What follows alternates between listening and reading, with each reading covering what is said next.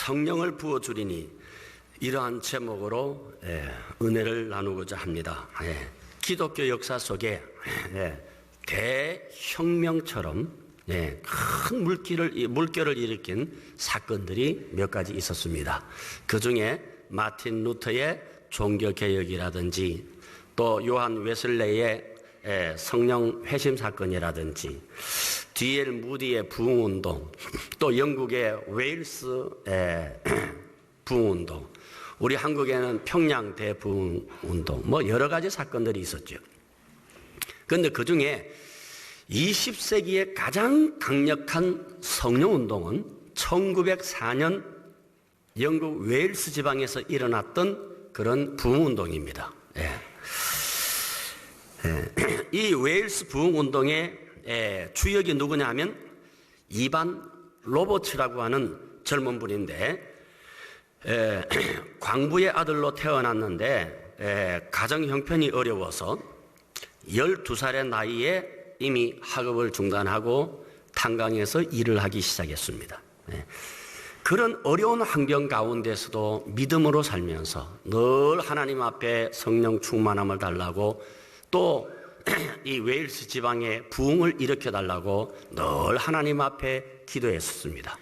그러다가 26세가 된 1904년 10월 28일 목요일 아침 어느 기도회에 참여해서 주여 저를 굴복시켜 주시옵소서, 주의 말씀에 순종케 하는 자가 되게 해 주시옵소서 하면서 간절히 기도하는데 성령께서 너에게 필요한 것은 바로 그 기도다 하면서 강력한 성령의 불이 임했습니다. 그때의 사건을 이분은 이렇게 말합니다.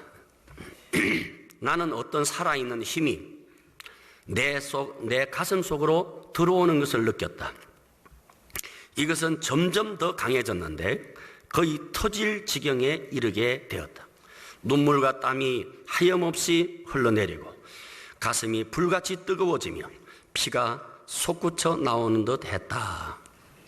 13년 동안 기도하던 그 이반 로버츠에게 성령의 충만함이 임하기 시작했습니다. 한국에서는 1907년 길선주 목사 중심으로 평양 대부흥운동이 일어나서 오늘의 한국교회 부흥의 그러한 출발점이 되어지게 된 것입니다. 당시의 웨일스 지역 신문들은 날마다 예수를 새롭게 믿는 사람들의 명단과 숫자를 실었고 또 대학은 대학마다 기도 모임을 가졌고 또 법정에서는 재판관과 배심원들이 재판 중에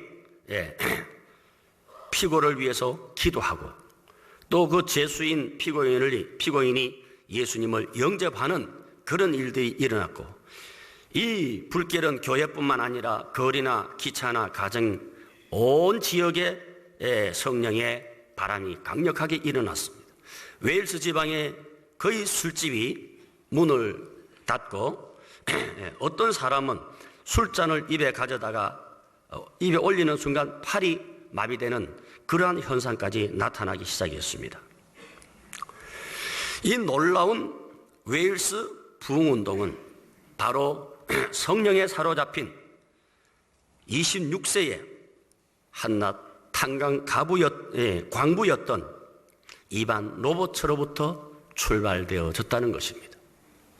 성령을 충만히 받으면 나를 변화시키고 사회를 변화시키고 이 국가와 세계를 변화시키는 것을 믿기를 바랍니다. 여러분, 성령 받아야 새 사람이 되고 능력 있는 성도로 살아갈 수 있습니다. 성령의 능력이 없으면 아무것도 우리가 행할 수 없습니다. 그래서 하나님께서 우리에게 성령 강림을 약속하셨는데 이 성령 강림에 세 가지 신학적 의미가 있습니다. 첫 번째, 오순절 성령 강림 사건은 요엘 예언의 성취라는 겁니다. 예루살렘에서 로마의 권력과 유대인의 종교가 연합해서 예수님을 십자가에 못 박고 저들은 축배의 잔을 들고 있었습니다. 예. 그래서 예루살렘에 큰 소동이 일어나서 주님을 따르던 모든 사람들이 그 핍박을 피해서 다른 지역으로 피신하게 됩니다. 제자들은 한 제자의 집에 숨어서 두려움과 공포 속에 벌벌 떨고 있을 때에 3일 만에 부활하신 예수님께서 그 떨고 있는 제자들에게 나타나서 너희에게 평강이 있을지어다. 그리고 숨을 내쉬면서 성령을 받으라. 너희가 누구 죄든지 사하면 사하여질 것이고 그대로 두면 그대로 있으리라. 그리고 예수님이 성천하시고 한 다음 마가 요한의 다락방에서 열흘 동안 간절히 기도하는 중에 갑자기 그 제자들의 머리 위에 성령의 불이 타오르기 시작하면서 입에서 방언이 터져 나오게 된 것입니다. 그러자 두려워하던 이 제자들이 성령을 받고 난 다음에 밖으로 뛰쳐나와서 담대하게 복음을 전하니까 당시에 예루살렘 사람들이 그들을 보고 제자들을 보고 저들이 술 취했구나, 새술에 취했구나, 그렇게 이 얘기를 했습니다. 그때 베드로가 일어나서 형제들아, 지금 시간이 오전 9시인데 술 취했다는 게 무슨 말이냐? 이것은 우리가 술 취한 것이 아니라 구약에 하나님께서 요엘 선지자를 통해서 말씀하신 마지막 때에 성령을 부어주리라고 하신 그 예언이 오늘 우리에게 성취된 것이다 하면서 사도행전 2장 16절에 말씀하고 있는 것입니다. 그 16절에 보면은 이는 곧 선지자 요엘로 말씀하신 것이니 일러스되 하나님의 말씀하시기를 말세에 내가 내 영을 모든 육체에게 부어주리니 너희의 자녀들은 예언할 것이요 너희의 젊은이들은 환상을 보고 너희의 늙은이들은 꿈을 꾸리라. 그러면서 요엘 예언이 성취되었다고 선포한 것입니다. 그렇기 때문에 여러분 오순절날 성령이 임했다는 이 사건은 첫째로 요엘 예언의 성취라는 사실입니다. 그러면 하나님께서 말세에 내 영을 모든 육체에게 부어주리라 했는데 왜 그렇게 말씀했느냐 하면은 사실 하나님이 구약 시대에 이스라엘 백성들에게 십계명을 주고 또 613가지의 율례를 지키도록 만들고 7대 절기를 주고 또 선지자들을 보내고 제사장들을 보내면서 그래서 하나님께서 이스라엘 백성들을 축복의 길로 이끌었습니다. 그런데 이 백성들이 이 하나님의 계명을 잘 지켜서 축복을 받아서 평안하면은 범죄하고 또 범죄하면 징계하고 또 징계를 받으면은 회개하고 회개하면 또 축복받고 이래서 이 축복, 범죄, 징계, 회개, 축복, 범죄, 징계, 회개 이것이 이런 원형처럼 계속해서 돌아가는 것입니다. 이것을 벗어날 수가 없는 거예요. 이것을 신학적으로 사사기 사이클이라 그렇게 얘기를 합니다. 왜 그러냐면은 사사기의 내용을 보면은 이 4가지 사이클로 계속 돌아가고 있는 것입니다. 그래서 이 구약시대 선지자들의 공통된 메시지가 뭐냐 하면은 아무리 사람들이 결심하고 다짐해도 이 사사기 사이클을 벗어날 수가 없다는 겁니다. 이것이 구약시대에 풀 수 없는 한계입니다.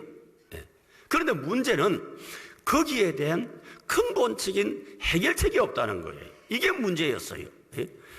아무리 좋은 선지자의 교훈도 율법도 도로의 표지판 역할밖에는 하지를 못하는 거예요. 그래서 이러한 근본적인 해결할 수 없는 이 문제에 대해서 하나님께서 마지막으로 해결책을 제시해 준 것이 뭡니까? 내가 너에게 새 영을 주겠다 이거예요. 그래서 에스겔 36장 26절에 보면은 또 새 영을 너희 속에 두고 새 마음을 너희 속에 주되 너희 육신 속에 굳은 마음을 제거하고 부드러운 마음을 줄 것이며 또 내 영을 너희 속에 두어 너희로 내 율례를 행하게 하리니 너희가 내 규례를 지켜 행할지니라. 네. 무슨 말이냐? 네. 여러분, 해결책이 없는 이스라엘 백성들에게 하나님께서 이제 새로운 영을 부어주시고 새 마음을 주시겠다는 거예요. 다시 말해서 여러분, 완악하고 굳은 마음을 강제적으로 하나님께서 제거해 버리시고 하늘에서 내려오는 새 영을, 하늘에서 내려오는 새 마음을 주시겠다는 거예요. 그래서 전혀 나에게 또 다른 마음이 들어오는 거예요. 다시 말씀드리지만은 오해하지 말아야 할 것은 개조가 아니라 창조인 것입니다. 새로 고치는 것이 아니에요. 여러분, 인간의 굳은 마음, 이것은 어떤 교훈이나 수양이나 어떤 방법으로도 변화되지 않습니다. 여러분, 도로아미 타불이라는 말 들어보셨지요? 이 말이 어떻게 생겼느냐 하면은 조선시대에 지족선사라고 하는 유명한 고승이 있었어요. 예. 깊은 산에서 10년 동안 돌을 닦아서 해탈의 경지에 이르러서 당시의 사람들이 이 지족선사를 생불이라 그랬어요. 살아있는 부처라 그랬어요. 그런데 어떻게 되었습니까? 당시에 유명한 기생 황진이가 있었어요. 예. 어느 날 저녁에 이 황진이를 만나서 결국 여러분, 이 황진이의 하룻밤 유혹에 넘어가서 10년 수행이 다 무너지고 말았습니다. 그때 이 지족선사가 10년 공부 도로아미 타불이다, 그렇게 얘기를 한 거예요. 예. 여러분, 죄악된 마음으로는 인간 어떤 것을 가지고 세상을 이길 수가 없어요. 교훈이나 수양이나 어떤 방법으로도 변화될 수가 없는 거예요. 그래서 새 영을 하늘에서 주어서 새 마음을 갈아 끼우겠다는 거예요. 예.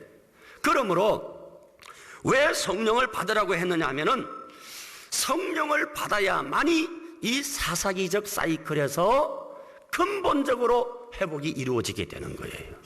예. 그래서 성령이 여러분 우리 가운데 임할 때에 구약의 모든 역사적 한계, 여러분 또 여러분 우리 문제의 한계를 뛰어넘는 위대한 일이 일어나게 되는 것입니다. 그 다음에 또한 두 번째, 이 성령의 강림 사건은 모세 언약의 종결을 선언하는 것입니다. 예. 모세 언약이 종결되었다는 말은 모세를 통하여 하나님께서 주셨던 모든 율법이 오순절 사건으로 끝났다, 이 말입니다. 예. 왜냐하면은 여러분 성경이 말씀하는 율법의 기능은 정죄이기 때문에 율법으로는 우리가 죽을 수밖에 없는 거예요. 그래서 의인은 없나니 한 사람도 없다, 이 말은 율법에 의해서 의인은 있을 수가 없다는 거예요. 한 사람도 없습니다. 그러므로 예수님께서 이 땅에 오셔서 우리를 대신해서 여러분 뭡니까? 죄를 지시고 십자가상에서 운명하실 때에 다 이루었다. 그때 원어를 보니까 테텔레스타이라고 쓰고 있어요. 이 테텔레스타이 뜻은 뭔가? 빚을 다 갚았다, 이 말이에요. 예? 따라합시다. 테텔레스타이. 예? 털털 넥타이가 아니고 잘 들어. 테텔레스타이. 예, 빚을 다 갚았다, 이 말이에요. 율법이 요구하는 정죄의 빚을 다 갚았다. 그것이 주님께서 다 이루었다라고 성경에는 번역되어 있다, 이 말이에요. 예. 그렇기 때문에 여러분 로마서 8장 1절에서 보면은 그러므로 이제 그리스도 예수 안에 있는 자에게는 결코 정죄함이 없나니 이는 그리스도 예수 안에 있는 생명의 성령의 법이 죄와 사망의 법에서 너를 해방하였으므로. 믿습니까? 다시 말하면은 이제 그리스도 예수 안에 있는 자는 정죄가 되지 않는다는 거예요. 왜 그렇습니까? 예? 그리스도 안에 있는 생명의 법이, 이 성령의 법이 죄와 사망의 법, 즉 율법에서 너를 해방시켜 버렸다는 거예요. 우리를 살리는 법이 무슨 법이요? 성령의 법이다 이 말이에요. 예. 그래서 고린도후서 3장 3절에 보면은 이는 먹으로 쓴 것이 아니요 살아계신 하나님의 영으로 쓴 것이며 또 돌판에 쓴 것이 아니요 오직 육의 마음판에 쓴 것이라 그랬습니다. 무슨 뜻입니까? 네? 여러분, 모세를 통하여 주신 돌판에 새긴 법은 끝났고 이제는 새로운 법이 우리에게 들어왔는데 내 마음에 성령께서 법을 주셨다는 거예요. 할렐루야. 그렇기 때문에 여러분들 하나님의 자녀들은 이제는 모세 율법이 의한 것이 아니라 내가 가다가 행하는 일에 대해서 내 마음의 소리가 있어요. 그것은 안 돼, 이 길로 가야 돼, 이렇게 여러분 성령에 이끌리는 그러한 길이 우리에게 있다. 예. 믿습니까? 예. 로마서 10장 4절에 보면은 여러분 그리스도는 모든 믿는 자에게 의를 이루기 위해서 율법의 마침이 되시니라. 그리스도가 율법을 끝나게 해버렸다. 율법의 마침이 되었다. 무슨 사건으로? 십자가 사건으로. 믿습니까? 그래서 이 십자가 사건으로 율법이 끝나버리고 우리에게 하늘의 새 법을 우리 마음에 주셨다는 것입니다. 믿기를 바랍니다. 그래서 여러분 모세의 율법은 어떻게 되었다? 종결되었다. 세 번째, 이 성령 강림 사건은 신약교회의 탄생을 선포하는 거예요.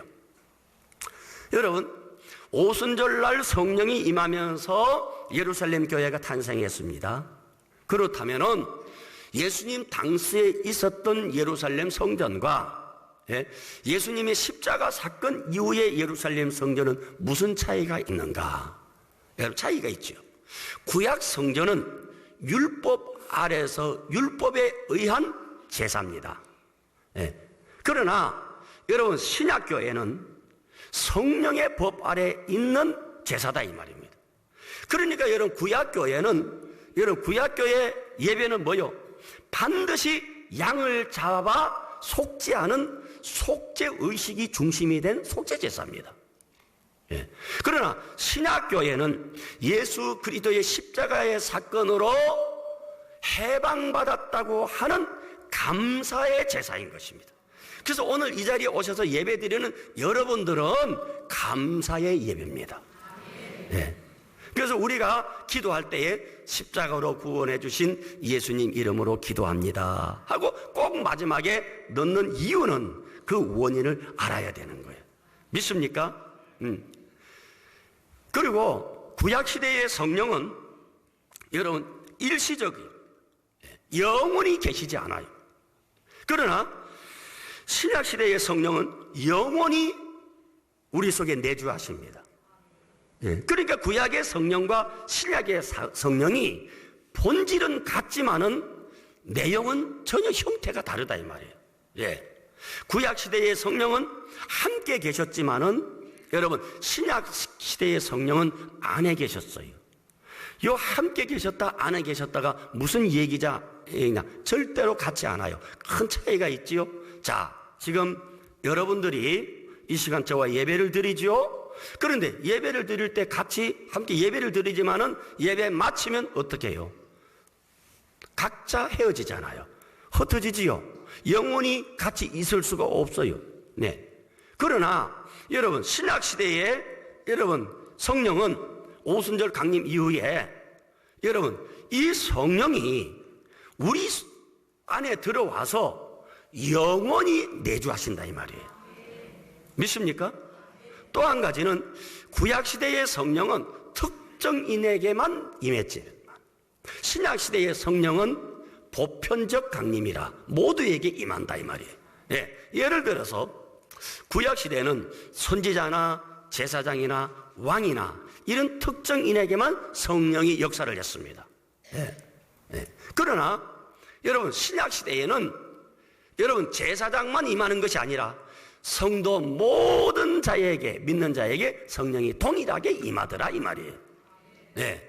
그런데 이 구약 시대는 특정에게 임했지만은 범죄하면 떠납니다. 삼손 보세요. 하나님의 능력을 받아서 크게 행하다가 그가 범죄하는 즉시 바로 신이 떠났죠.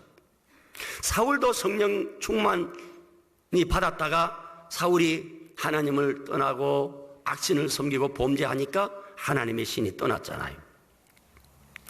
다윗도 여러분 그 바세바를 간음하고 난 다음에 범죄했을 때에 여러분 시편 51편에 다윗이 제일 두려워한 기도가 뭡니까? 주의 성령을 내게서 거두지 마옵소서. 주 앞에서 나를 쫓아내지 마옵시고 주의 성령을 내게서 거두지 마옵소서. 왜냐? 구약시대는 범죄하면 즉시로 떠납니다. 이것이 신약과 구약의 차이입니다. 신약시대는 내주하시는 성령은 영원히 계시기 때문에 우리가 범죄한다 할지라도 절대로 떠나지 않습니다. 믿습니까? 결코 떠나지 않는 거예요. 그러니까 여러분, 이 함께와 내주의 큰 차이점을 여러분 구약에서 신약의 차이점이 있다는 것을 아시기를 바라고. 그래서 최고의 축복은 성령이 우리에게 오시는 거예요. 성령이. 그러니까 우리 주님께서 부활하셔서 제자들에게 성령을 받으라 그렇게 말씀하셨고, 또 사도 바울도 에베소 5장 18절에 보면 술 취하지 말고 너희들이 성령의 충만함을 받으라 그렇게. 그럼 네 번째로 왜 성령을 충만하게 받으라고 했어요? 그것은 성령 충만 받아야 흔들리지 않기 때문인 거예요. 믿습니까? 이걸 알아야 돼요. 여러분, 우리 속에는 강력한 육체의 법이 우리를 지배하고 있어서 웬만해서 여러분 육체의 소욕을 이기지 못합니다. 우리 힘으로는 이길 수도 없고 길들일 수도 없어요. 그래서 유명한 청교도 신학자 요나단 에드워드가 이런 말을 했어요. 우리 속에는 길들일 수 없는 짐승이 살아있다고. 절대로 길들이지 못합니다. 훈련시키지 못해요. 수양으로도 안 되는 거예요. 이거 우리 속에 있다 이 말이에요. 여러분, 중세의 유명한 성자 그 안토니오는 평생을 수도 생활을 하다가 살았어요.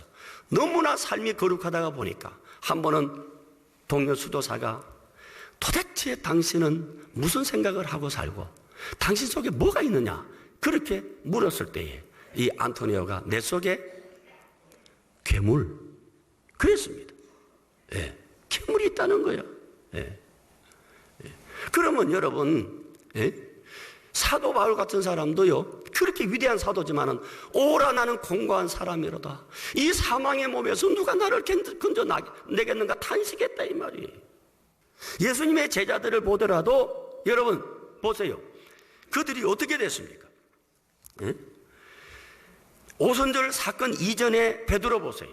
실패한 신앙이에요. 결심이 약했습니까? 믿음이 없었습니까? 기적을 행하지 않았습니까? 그런데 왜 무너졌습니까? 성령이 충만하지 않으니까 무너진 거예요. 그래서 구세군의 창시자 윌리엄 부스가 말하기를 이 시대의 위기는 교회가 없는 것이 아니라 성령이 없을 때 위기가 온다 그랬다 이 말이에요. 그렇기 때문에 여러분 우리가 이걸 알아요. 절대 인간의 노력이나 인간의 어떤 수양으로 성령을 대신하지 못합니다. 그러므로 더 나은 사람이 되려고 몸부림치지 말고 여러분 성령 충만함에 우리의 신앙을 집중하고 여기에 몸부림을 쳐야 되는 거예요. 우리가 여러분 그래서 성령 충만하기만 하면은 여러분 하늘이 무너져도 흔들리지 않고 어떤 유혹도 이길 수가 있고 약한 자가 강해지고 능력 있는 하나님의 자녀가 될 수 있는 것입니다. 사람들은 여러 환경 좋아야 된다, 재능이 있어야 된다, 여러분, 환경이 좋고 나쁨의 문제가 아니라 성령이 내 속에 역사하느냐 안 하느냐, 그 문제다 이 말입니다. 예?